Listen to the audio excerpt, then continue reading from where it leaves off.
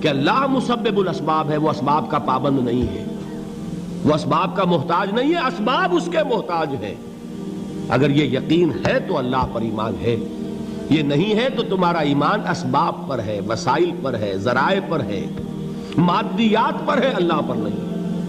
اس وقت کہاں راستہ تھا؟ کوئی راستہ تھا؟ سمندر ہے اور ادھر سے لشکر آ گیا ہے۔ کلا ان معی ربی سیہدین۔ اب دیکھیے ایمان کہہ دینا آسان ہے، ہوا معکم اینما کنتم، جہاں کہیں بھی تم ہوتے ہو اللہ تمہارے ساتھ ہوتا ہے، لیکن اس کا یقین قائم ہو جائے تو زمین و آسمان کا فرق واقع ہو جائے۔ یہی بات ہوئی حضور کے ساتھ۔ غار ہے، چھپے ہوئے ہیں محمد رسول اللہ اور آپ کے وہ یار غار ابو بکر صدیق رضی اللہ تعالی عنہ۔ اقبال نے حضرت ابو بکر کی شان میں چند اشعار کہے صرف، لیکن واقعہ یہ ہے کہ بھاری بھاری نظموں پر اور قصیدوں پر بھاری ہے، طویل ترین نظمیں اور قصیدے ہوں ان پر بھاری ہے۔ ہمتیں ابو بکر کی ہمت جو ہے، کشت ملت را جو ابر، جیسے بارش سے کھیتی اپجتی ہے، ابو بکر کی ہمت اور عزیمت اس امت کو اسی طرح سینچنے والی ہے۔ ثانیے اسلام و غار و بدر و قبر،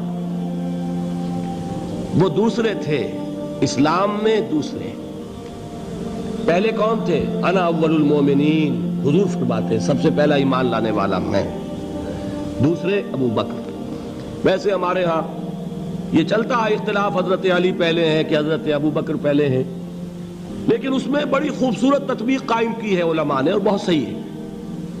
چار کے بارے میں فیصلہ ہی مت کرو کہ کون پہلے ہے، ان کی ایک عجیب تقسیم کر دی ہے۔ آزاد مردوں میں، بالغ مردوں میں سب سے پہلے ابو بکر، بچوں میں سب سے پہلے علی، خواتین میں سب سے پہلے خدیجہ، اور غلاموں میں سب سے پہلے زید ابن حارثہ۔ بڑی پیاری تقسیم ہے، یہ چاروں ہی پہلے ہیں، ہر ایک کے لیے اولیت ہے۔ اور واقعہ یہ ہے کہ اگر زمانی اعتبار سے تعین ہوگا تو پہلے خدیجۃ الکبریٰ آئیں گی رضی اللہ تعالی عنہ، کسی اور سے بات کرنے کی نوبت بعد میں آ سکتی ہے، پہلے تو اہلیہ محترمہ سے بات ہوئی، آتے ہی پہلی وحی ہوئی ہے، ابھی تبلیغ کا حکم نہیں تھا۔ کس کو بتایا واقعہ؟ ابھی اپنی نبوت کی تبلیغ کا تو حکم ہی نہیں آیا۔ واقعہ کس کا ہے؟ وہ خدیجہ کا ہے۔ جب کہا ہے کہ خشیت علی نفسی، مجھے اپنی جان کا اندیشہ ہے، تو کیا جواب دیا خدیجہ نے رضی اللہ تعالی عنہا؟ وہ صدیقۃ الکبریٰ ہے۔ صدیقات جو ہیں خواتین، ان میں چوٹی پر خدیجۃ الکبریٰ ہے رضی اللہ تعالی عنہا، اور صدیق جو مرد ہیں ان میں صدیق اکبر ہے ابو بکر صدیق رضی اللہ تعالی عنہ، لیکن صدیقات میں چوٹی پر۔ جب حضور نے فرمایا خشیت علی نفسی، کیا فرمایا؟ کیا عرض کیا؟ کیسے تسلی دی؟ نہیں نہیں، اللہ آپ کو ضائع نہیں کرے گا، آپ غریبوں کے ہمدرد ہیں، آپ مساکین کے تکالیف رفع کرنے والے ہیں، آپ بیواؤں کی سرپرستی کرتے ہیں، آپ مسافروں کی خدمت کرتے ہیں، اللہ آپ کو ضائع نہیں کرے گا۔ یہ یقین ہے اس خاتون کے اندر۔ خیر وہ ایک علیحدہ بات ہو جائے گی۔ میرے دل پر حضرت خدیجہ رضی اللہ تعالیٰ عنہ کی شخصیت کا بڑا گہرا نقش ہے، جو وہ کوئی اور ہی وقت اور موقع ہوا تو بیان ہوگا۔ بہرحال اقبال نے ایک مصرے میں جو چار اولیتیں جمع کر دی ہیں، ہمتیں کشت امت را چو ابر، ثانی اسلام و غار و بدر و قبر۔ اسلام میں حضور کے بعد پہلے کون؟ ابو بکر۔ غار میں حضور کے ساتھ کون؟ ابو بکر۔ بدر کی رات اللہ کا رسول سربسجود، وہ جھاڑ، وہ گھاس پھوس کی جو جھوپڑی بنائی گئی تھی، اور وہاں تلوار ننگی لے کر پہرا دینے والا کون؟ ابو بکر۔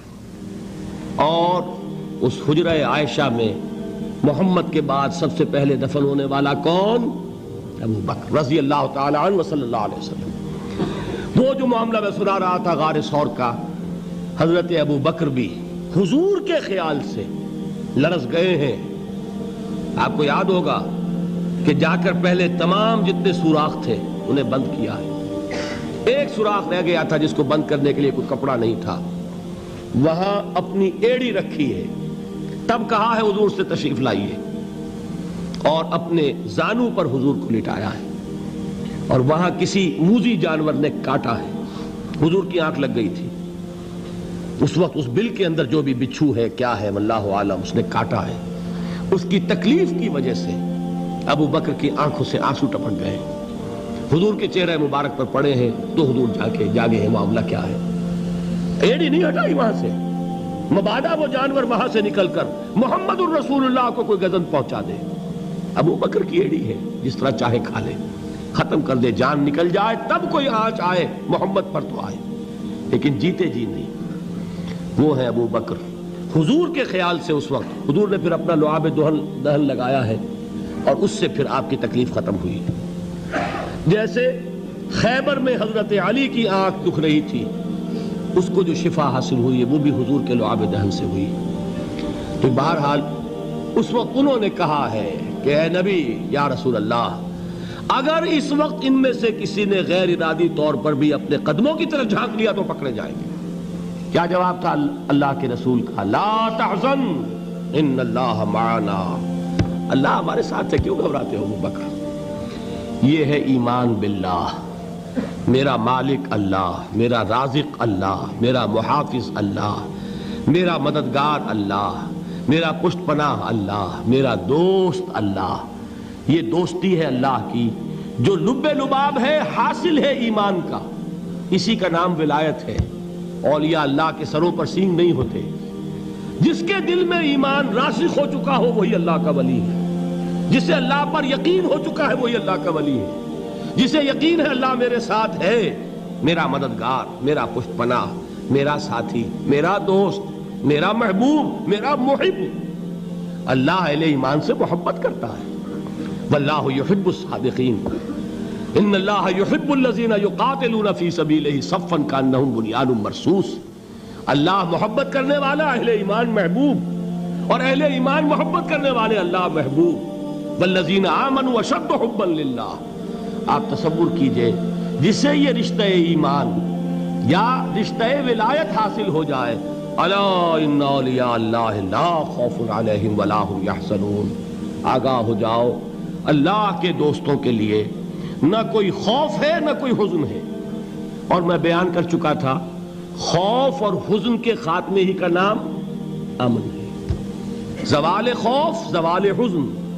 یہ خوف اور حزن کیوں آتے ہیں بار بار؟ اللہ تخافوا ولا تحزنوا, دونوں آ گئے. الا ان اولیاء اللہ لا خوف علیہم ولا هم یحزنون, پھر وہی دو. وہ کیوں ہے؟ خوف ہوتا ہے کسی مستقبل کی بات کا, یہ نہ ہو جائے, وہ نہ ہو جائے, یہ نقصان نہ پہنچ جائے, یہ تکلیف نہ ہو, یہ غضب نہ آ جائے. خوف ہے مستقبل سے.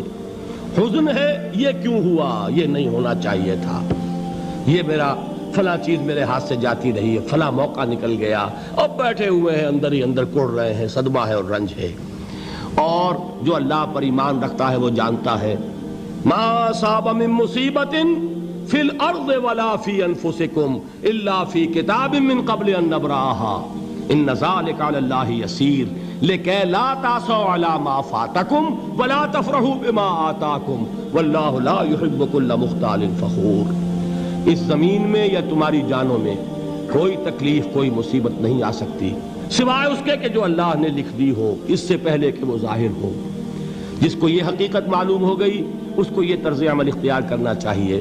جو چیز چھن جائے, جاتی رہے, چھوٹ جائے, اس پر افسوس نہ کرو. کس نے چھینی؟ دوست نے. دوست کے فیصلے پر شکایت. دوستی کو بٹا لگا رہے ہو, سرے تسلیم خم ہے جو مزاج یار میں آئے.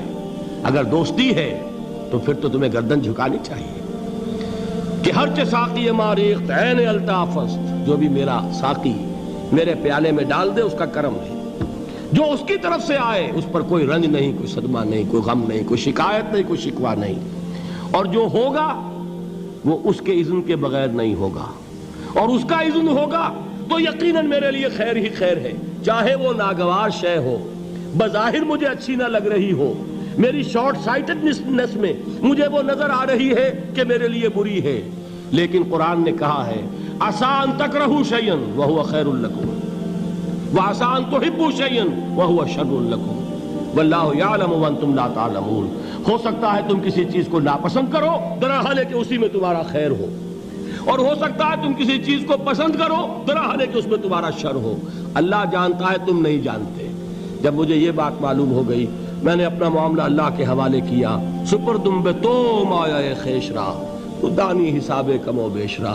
اے رب، جو تو چاہتا ہے وہ ہو، تیرے علم میں جو شے میرے لیے خیر ہے وہ ہو جائے، میری کوئی پسند نہیں، میری کوئی چاہت نہیں، یہ ہے راضی برضائے رب۔ اکبر الہ آبادی نے اسے کہا ہے رضائے حق پہ راضی رہ، یہ حرف آرزو کیسا، خدا خالق، خدا مالک، خدا کا حکم تو کیسا۔ جب میں آ گیا بیچ میں، میری پسند، میری مرضی، میری خواہش، میری چاہت، یہی تو شرک ہے۔ ما شاء اللہ کان وما لم یشاء لم یکن، جو اللہ نے چاہا وہ ہوا، جو اس نے نہیں چاہا نہیں ہوا، اختیار اس کا ہے، میرا تو نہیں۔ رضائے حق پہ راضی رہے، یہ حرف آرزو کیسا، خدا خالق، خدا مالک، خدا کا حکم تو کیسا۔ اقبال نے اسے کہا ہے فارسی میں، اب آپ کہیں اس کا ترجمہ بھی کرو تو وہ مجھے ذرا اس وقت کچھ بہت ہی بدذوقی کسی بات نظر آئے گی۔ جائیے پوچھئے کسی سے جسے فارسی آتی ہو۔ برو کشید ز پیچا کے ہست و بود مرا، چے اقدہا کے مقام رضا کشود مرا۔ مجھے تو تمام پیچ و خم سے نکال دیا اس مقام رضا نے، میں راضی برضائے رب ہوں، جو فیصلہ اس کا میں اس پر راضی۔ تو کہاں کا حزن اور کس کا خوف؟ یہی زوال حزن اور زوال خوف، یہی ہے امن، یہ نتیجہ ہے ایمان کا۔ تو جان لیجئے یہ ہے لب لباب، یہ ہے حاصل ایمان کا۔ یہ ہے تو ایمان ہے، یہ نہیں ہے تو ایمان نہیں ہے۔